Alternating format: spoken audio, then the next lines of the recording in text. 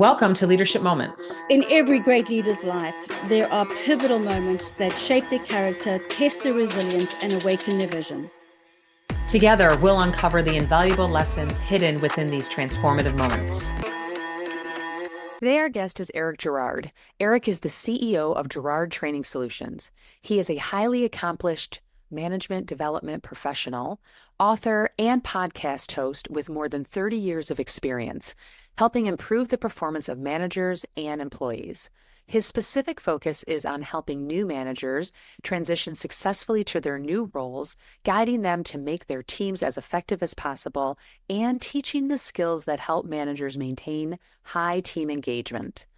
Eric's unique experience includes designing, developing, and delivering leadership management and employee training for Apple, Applied Materials, Symantec, and Veritas. He has delivered training and improved performance all around the globe, including London, Amsterdam, Copenhagen, Paris, Dubai, Tokyo, Shanghai, Bangalore, and Ireland, as well as the United States. Today, we're going to talk about how to be successful as a new leader and how seasoned leaders can help support these new leaders. Let's jump in. Thank you, Eric, for being on our show today. I am super excited about some of the topics that you're going to bring up, because you often, one thing that we do is, when we were talking before, I focus on mid-level leaders getting to senior leadership, and you focus on that new leader. And I love the ideas that you have. You have a great book that gives some tactics and guidance for those new leaders. But the first thing I want to start with you is around empathy. And you have a great story of how you learned why empathy matters. So would you love to go into that story? Yeah, this is actually a two-part story. So I started with Veritas Software in Silicon Valley in late 1999. So right at the top of the dot-com bubble, everybody was running around like crazy. Millionaires were being made every day. It was a crazy time. But my manager, Brent, who was not in the same office as me, I was in Mountain View and he was in San Luis Obispo, California. So he was about a 3-hour drive away. He prioritized building a relationship with not just me, but the whole team. As we added members to the team, he prioritized building relationship. And so this is before Zoom. And so we were on the phone a lot throughout the day, throughout the week, just checking in. How's it going? How are you? So we had a really good relationship. Fast forward to late 2000, my mom was diagnosed with metastatic lung cancer. And it came on really, really quickly. We went from, I feel kind of funny, to you've got cancer, to let's call hospice. It was really aggressive. So I remember being in the family's backyard, talking with her about it, trying to make light of it. And that just wasn't working. And then before I knew it, she was in the hospital, and I would go to the hospital and visit, and then I would go back to work. And Brent caught wind of this. Somebody told him that I was back at work. And so he called me. He's like, go be with your mother. Go be with your parents. Be with your family. We got this. So I would go back to the hospital for a couple hours and then come back to work. He's like, seriously, no, we got this. We got you. Okay. Don't worry about work. Don't worry about anything. Go be with your mom. And so I went back to the hospital and I stayed there. And it turns out my sister and I were the only two people in the hospital room when she passed. And that was very traumatic, very, very difficult. And, sort of threw the family into a tailspin.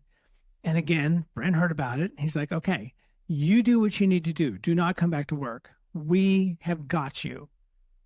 Okay. So he made that point very clearly.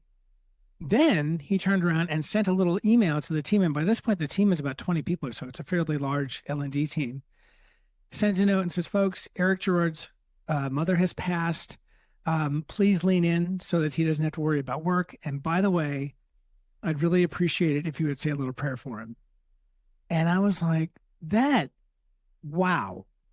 Like that was, he didn't say or do a whole lot. It's not like he talked to me for hours and hours. It was small interactions, but that made such an impression that this guy would go out of his way to make sure that work was handled, that I could take care of myself and my family. And then he threw in something intensely personal, in an email to the entire team. So I just thought that was, really incredible and really bonded me to him.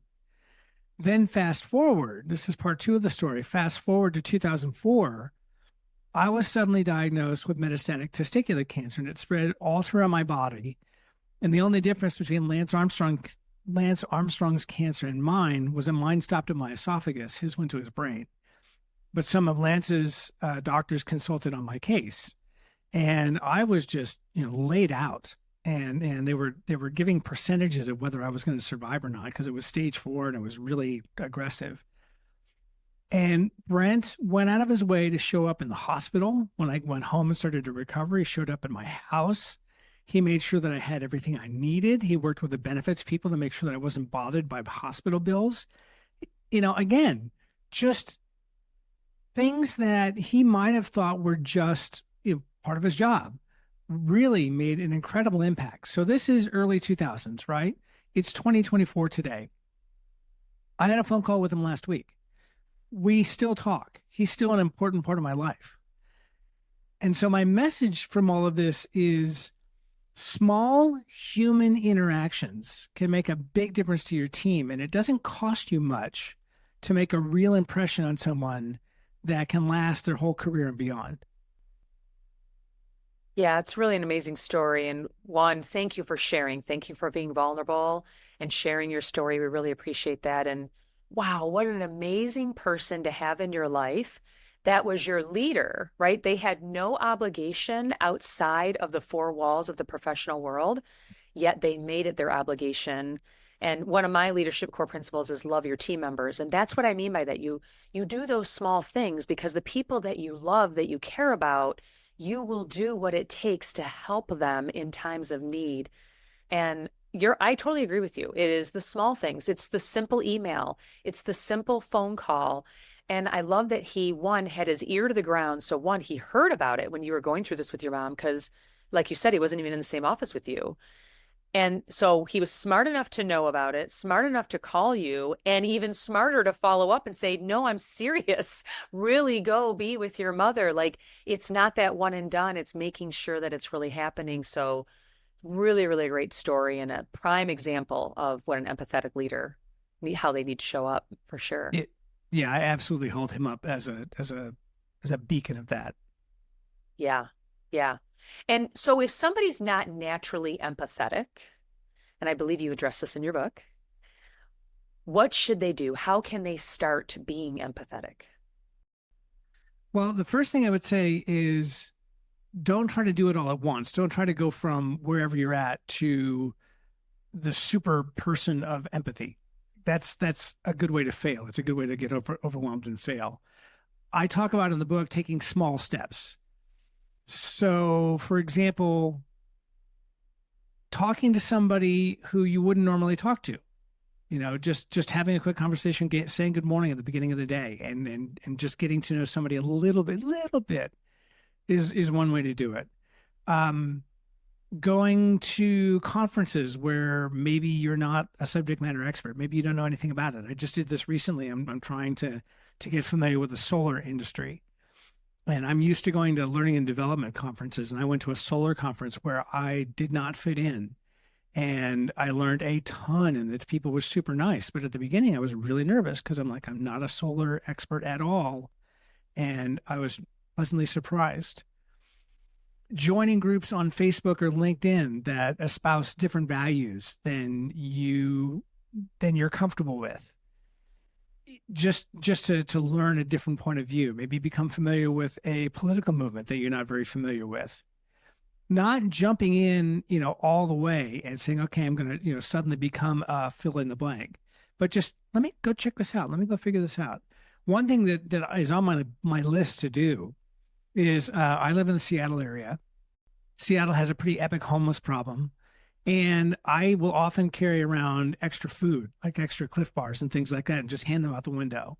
That's an easy thing to do. It's low effort, low touch, help somebody out for a little bit. One of the things that I want to do with my family is go find a way to serve food to people who are unhoused, and and actually sit down and have a meal.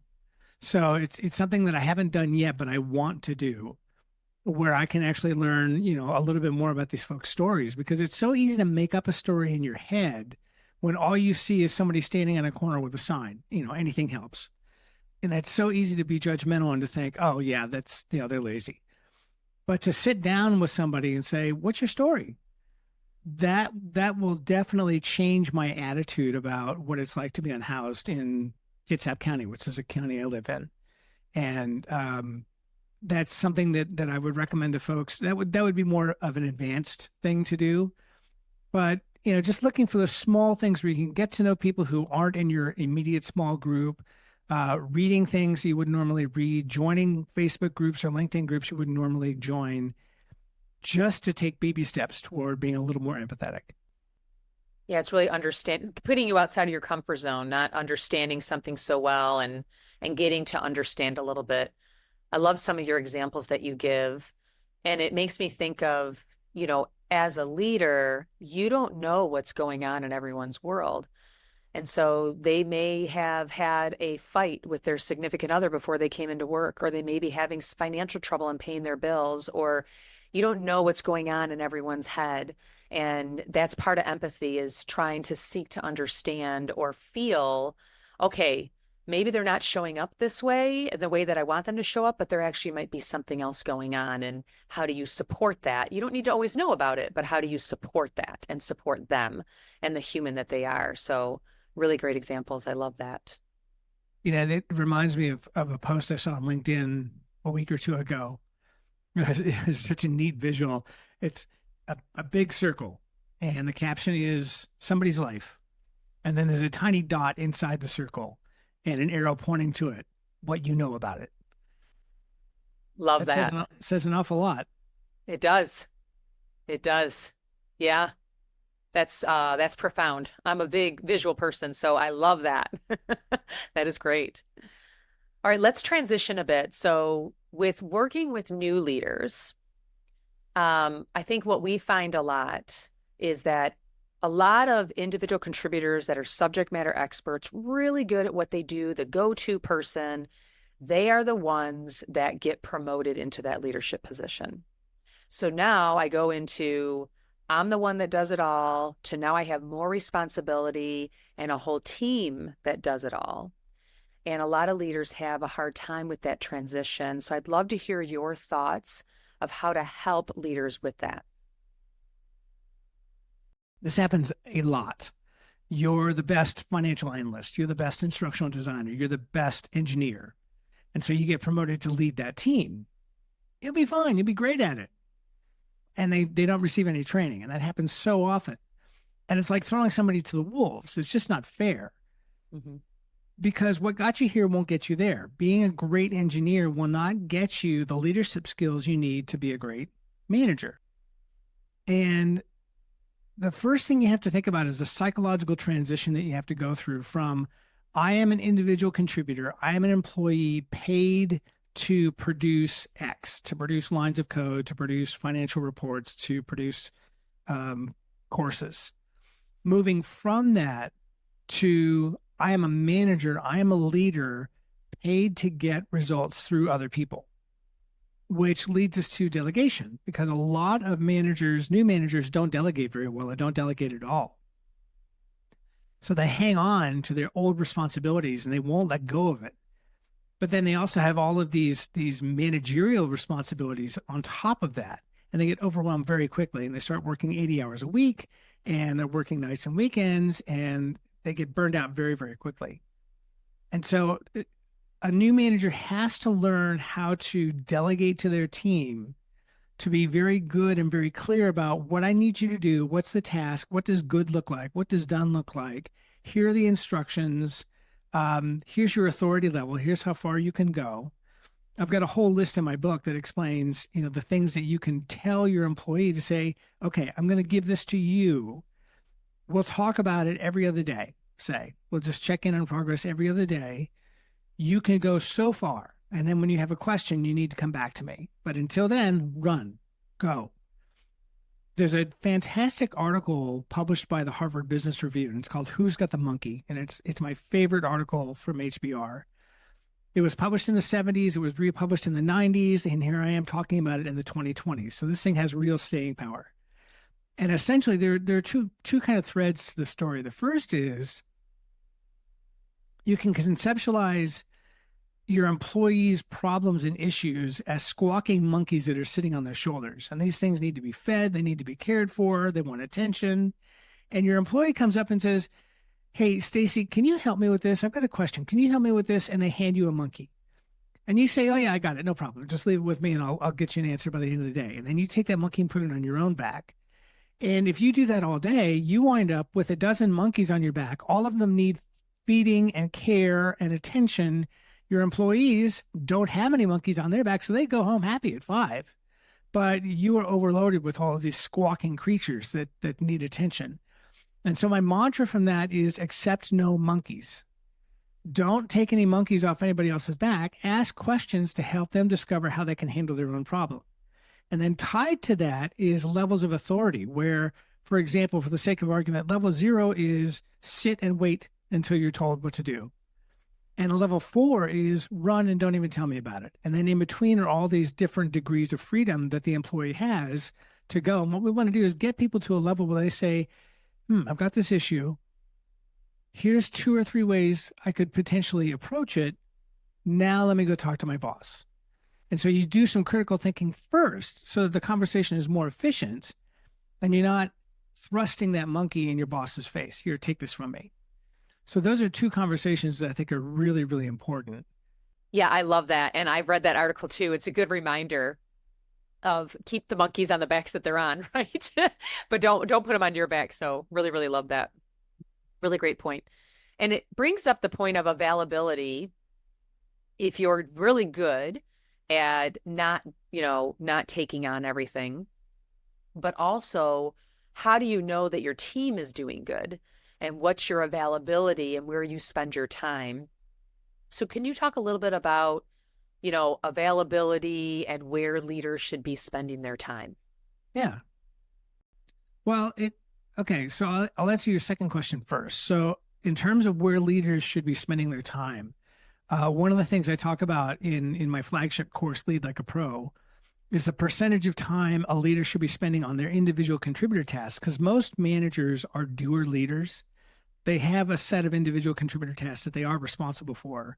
And then they've got management tasks. And I would say that a first line manager should spend about 40% of their time on individual contributor tasks. And then 60% of their time is spent on leadership. There's still room in on that plate for both, but the majority of that time is leadership and management tasks. And then as you move up the ranks, as you move into senior leadership and director and VP and all of that, then that individual contributor plate gets smaller and smaller. And so the chart moves up and to the right. Availability is really important because you want to make sure that there's 2-way communication and dialogue between you and your employee. Going back to my example with Brent, again, before Zoom, we were on the phone 2-3 times a day, just checking in. How's it going? What are you up to? Can I help with anything? Brent was super available. And again, these were not long conversations. These were 5-10 minute conversations. So it didn't take a lot of time out of each other's day, but I felt that there was an open conduit where I could call him or he could call me at any time and check in. Like I still have his cell phone number memorized because I would dial it by hand anytime I had to call him. So I think that frequent check-in throughout the day via Slack or whatever technology you want to use, I think that's useful just to keep the door open. And then something that I think is absolutely mandatory is the one-on-one. A one-on-one meeting, I would suggest ideally it's an hour a week for each of your team members. Some people have to change that because I've got huge teams or demands, but having that regular drumbeat of we're going to get together and talk and we're going to follow an agenda.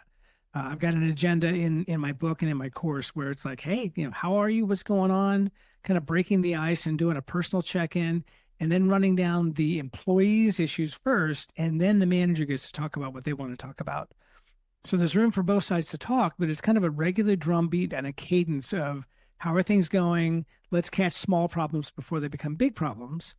And one thing that a manager of mine at Apple did that I did not like was I was trying to, build a relationship and get some kind of an open door going with this person. And I would send texts or I would send emails and they would come back and say, can we batch this to our one-on-one? Can we batch this to our one-on-one? I don't want to deal with this now. Can we wait until our one-on-one? And it felt very off-putting to me. That might just be a personal thing with me, but it felt very off-putting because it was like, oh, this isn't important to her. I don't matter. Like, she's too busy for me. So that felt bad. So I would find a way to be available while also not accepting monkeys, and while also making sure that there's plenty of time, weekly, biweekly. I wouldn't go further out than biweekly, but can you get together and have that deep conversation on a regular basis? Yeah, I think that's so important. And it's so important to understand what your one-on-ones are, the structure, the agenda, making sure that you're very intentional on not just running down the task, but getting to know your team member when we get back to the empathy piece, and really being intentional on their development and what their needs are, and that you're there to support them. I love all those pieces for sure. Yeah, I had an employee when I took over my first team in Silicon Valley. I had an employee um, who did not like the fact that I wanted an agenda. He's like, I just want to get together and talk. I'm sorry, but we've only had limited time and a lot to talk about, so please come prepared with an agenda. And that was difficult. It took some change management. Yeah, that's a really good point. And I guess a couple things there, right? So when you talk about leaders and spending time with their team and understanding it, and people walking up and talking to you, I love that example that you gave of putting it off and not feeling like you're heard.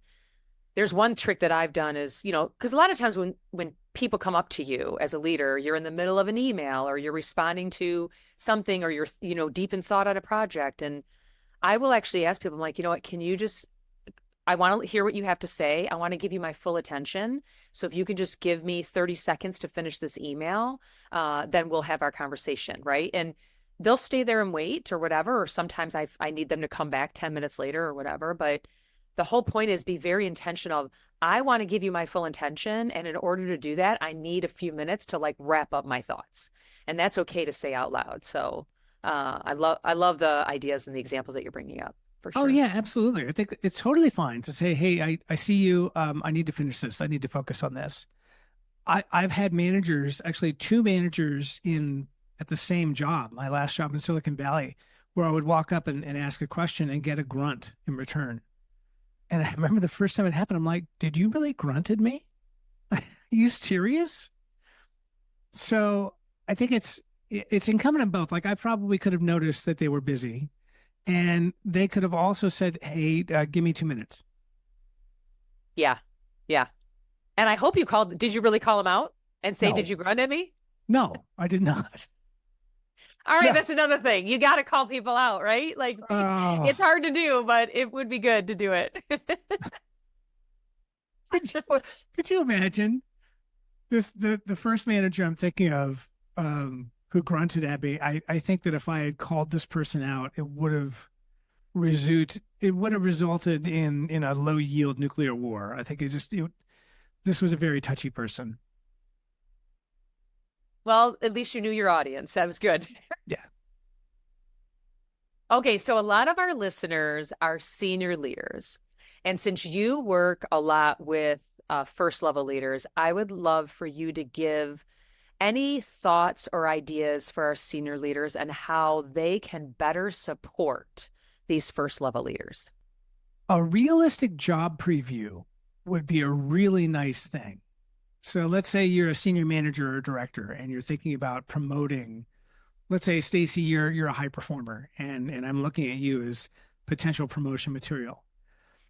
I would really like if senior leaders, director plus, could take this person under their wing for a period of 90 days, say, and say, here's, I'm considering promoting you. Here's what you can expect. Here's a book. Here's a course. Here's something that will give you an idea of what to expect, so that when you get the promotion, you're not coming in cold. Because that's what happened to me. Even though I should have known better, I really did come in cold because I didn't have an understanding of what leadership meant at this particular company. And so I made a complete mess of things.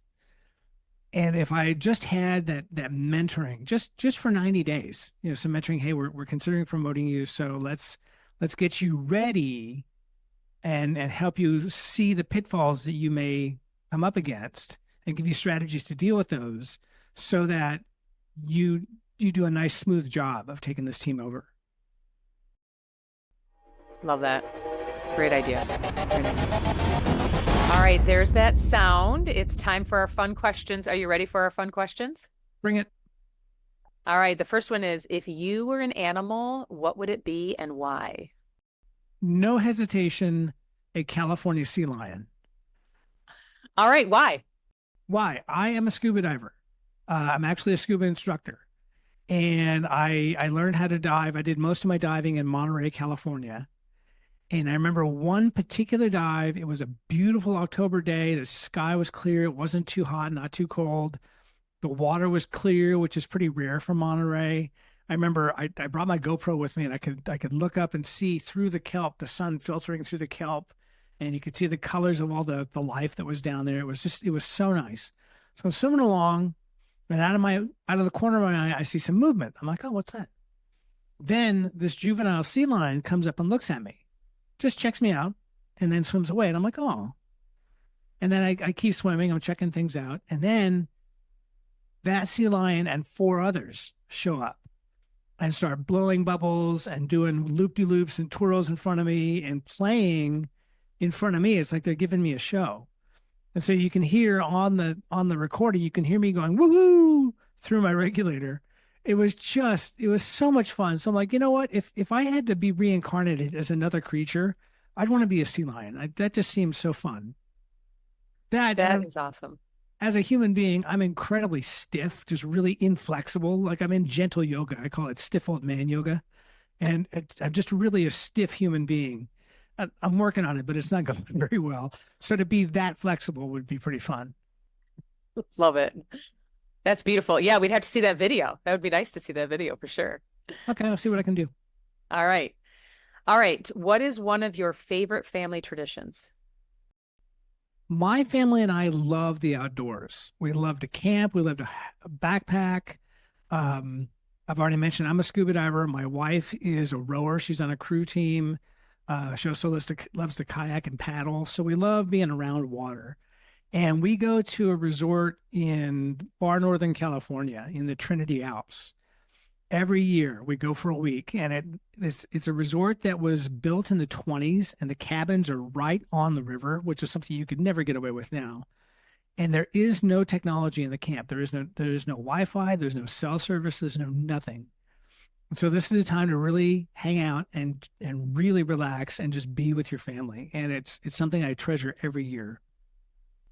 That is awesome. Love that. Love that. And getting away from technology, so healthy every now and then. We all need to do it. It takes me a while to detox, I'll be honest. I bet for sure. Yeah, but good that you do it, because there's not many people that don't even do that. So good that you at least try. Well, Eric, thank you so much. Really appreciate all your insights. I know it's going to help not only our first level leaders that listen, but our senior level leaders and ideas and what they can do to help those new leaders. So really appreciate it. Your book has been great. It has some great insights into it as well. So if people were trying to find you, where would they go? I would say a couple of places. I'm on LinkedIn. I'm Eric P. Girard on LinkedIn. My website is a fantastic place to learn all about me and what I do, and that's GirardTrainingSolutions.com. And I also have a Facebook page. Wonderful. All right. Well, thank you so much for your insights. Really appreciate it. Thank you for having me. And that concludes another episode of Leadership Moments.